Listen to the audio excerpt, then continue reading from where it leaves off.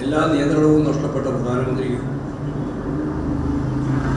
ഗാന്ധിജി അറിയപ്പെട്ടത് ഗാന്ധി സിനിമയിലൂടെയാണ് എന്ന് പ്രഖ്യാപിക്കുന്ന നിലവരെ ഉണ്ടായി.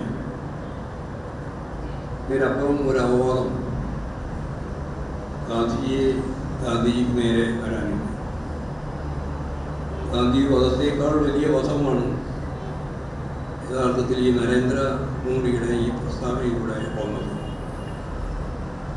ലോകം അറിയുന്ന രാഷ്ട്രീയ നേതാക്കൾ ഐൻസ്റ്റീനും ലെനിനും ഹോച്ചിമിനും നെൽസൺ മണ്ടേലയും ഉൾപ്പെടെയുള്ള നിരവധിയായ നേതാക്കൾ, മാർട്ടിൻ ലൂതർ ഉൾപ്പെടെ, യഥാർത്ഥത്തിൽ ഗാന്ധിജിയെപ്പറ്റി പറഞ്ഞ കാര്യം ലോകം അറിയുന്നതാണ്. ഗാന്ധിജിയെ അപമാനിക്കാൻ, അതാണ് ഞാൻ പറഞ്ഞത്, അപമാനിക്കുക എന്നുള്ള പദമല്ല നല്ലത്, വധിക്കാൻ ഗോഡ്സെ ചെയ്തതിനേക്കാളും വലിയ പദം ഇപ്പോഴും നരേന്ദ്രമോദി ചെയ്തു എന്നുള്ളതാണ് സത്യം.